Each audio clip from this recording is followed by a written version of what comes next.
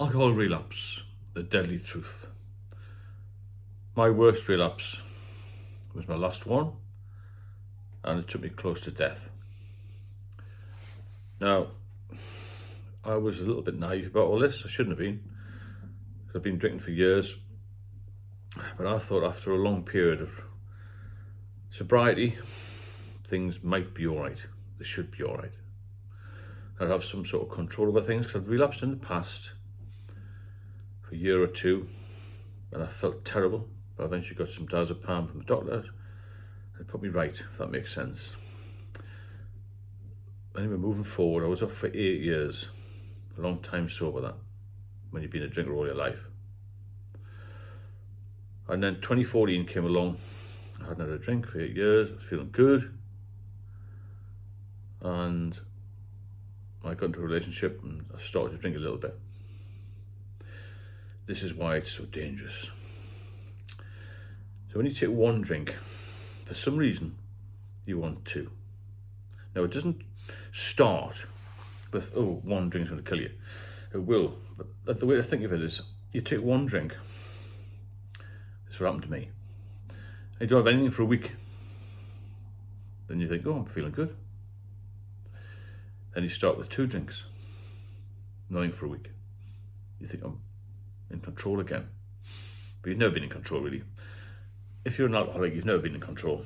But you trick yourself. You try and convince yourself this is going to be the big one, this is going to be all right.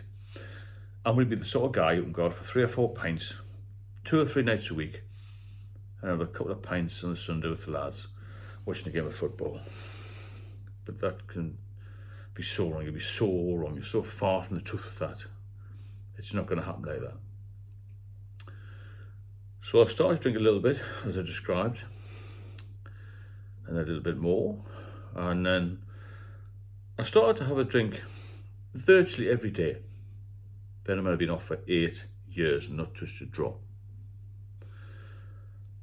And then one day I woke up and felt a bit edgy, a little bit detached, a bit tired, don't know what it was. I managed to get through most of the day, and about 4 o'clock I thought, I'll just nip the off license and get a couple of drinks, a couple of cans. That sort of settled me down a bit. And I thought, I wonder if I can have tomorrow completely off. But I couldn't. So I felt, go and have a couple at lunchtime. A couple of days later, I went to a local pub in the high street at 11 o'clock and wasn't open. I thought I'd panic a bit then. Why is the pub open, you know? I felt I needed a drink. This is only after about 8 weeks, maybe 10 weeks of sobriety. I'd been on holiday as well, traveling around Europe, and I'd been drinking a little bit there. When I got back, I thought, let's try and settle down a little bit. Try and get back to normality. And if that didn't work, so I drank a bit more at the doctor's. They wouldn't give me the diazepam.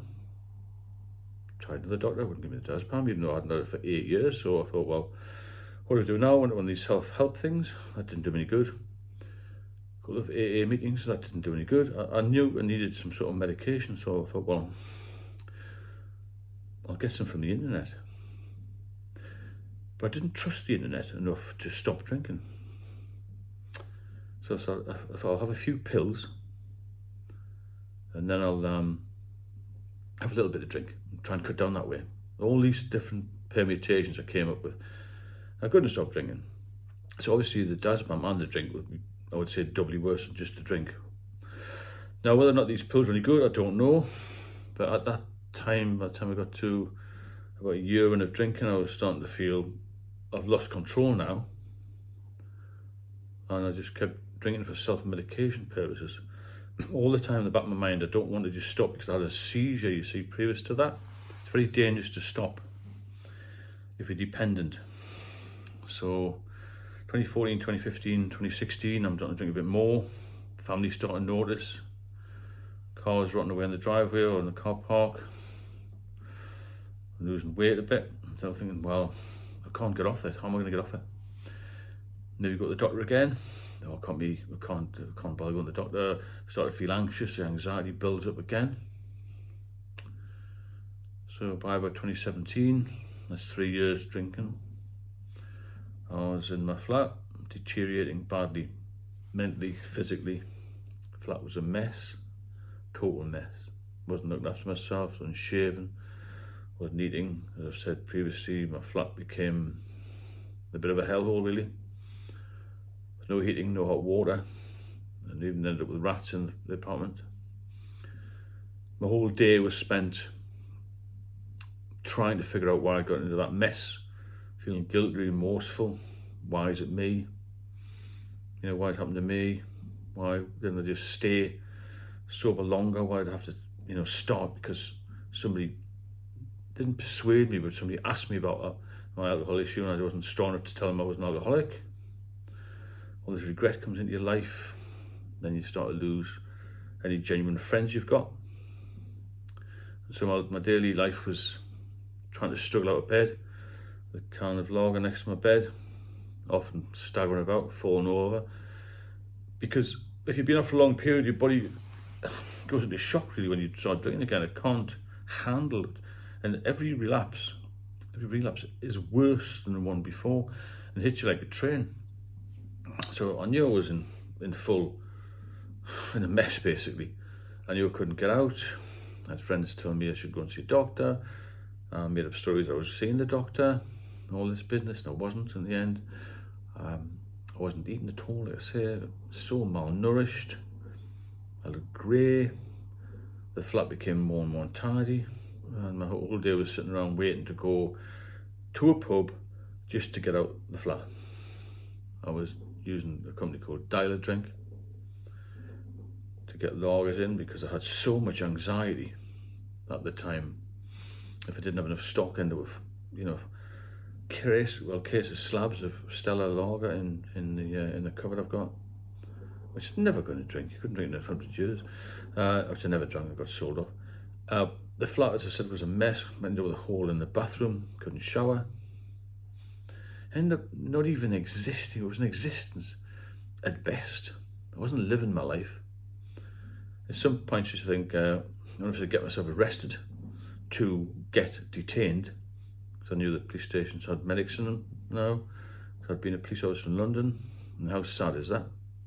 Going from being in control of everything to being in control of nothing. Because alcoholism, you give up everything for one thing, which is a drink. No matter how hard you fight it, it's always going to win. If you have a period of time off, there's always something sitting here, it's just going to come back at you like a train.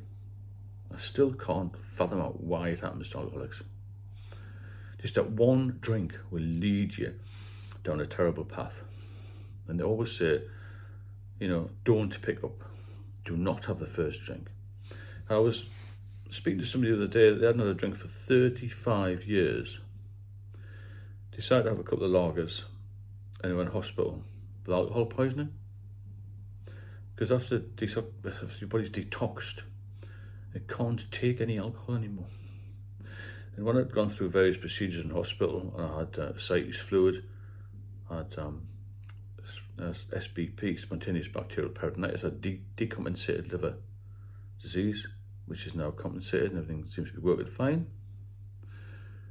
I asked the doctors, do people start drinking again? He said, yeah, most people go back on the drink.